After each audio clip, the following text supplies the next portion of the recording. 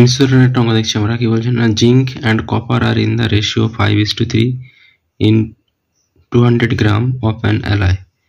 How much gram of copper be added to make the ratio 3:5? অর্থাৎ zinc এবং কপারের একটাই আছে 3:5 অনুপাতে 200 গ্রামে, তার সঙ্গে কত গ্রাম কপার যুক্ত করলে এই 5:3টা 3:5 হবে।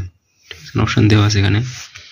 তাহলে প্রথমে আমরা 5:3 থেকে কতটা জিঙ্ক আছে কতটা কপার আছে বার করে নিচ্ছি। তো জিঙ্ক কত হবে, 200 × 5:3, উপর হবে 5, 5 + 3 8 হবে। তো এটা আমাদের 25 × 8 করলে 200 হয়, তাহলে এটা আমাদের হয়ে যাবে 5 পজিশন 125 গ্রাম। কপার কত হবে, 200 × কপার রেশিও 3/8, 5:3 মানে প্রথমটা হবে 5 অনুপাতের যোগফল, সেটা করলাম 125 গ্রাম। পরেরটা কত হবে 3/8, 25 হলো 75 গ্রাম।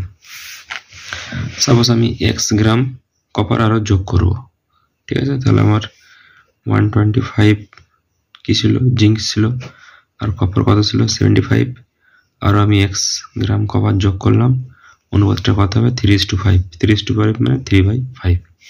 এখান থেকে x এর মানটা বার করতে হবে।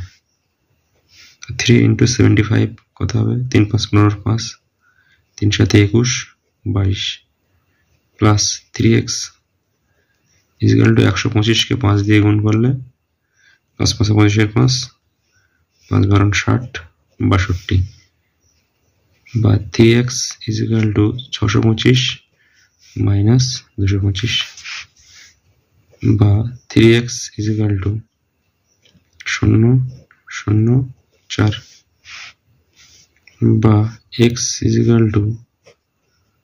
400/3, 1 খালে 3 হলো, 1 0, 3 × 9, 3 × 9, 1 3, তাহলে 33 পূর্ণ 133 পূর্ণ 1/3 গ্রাম আরো কপার আমাকে কি করতে হবে না, অ্যাড করতে হবে। তাহলে 5:3 অনুপাতটা হয়ে যাবে 3:5 জিঙ্ক অ্যান্ড কপারের।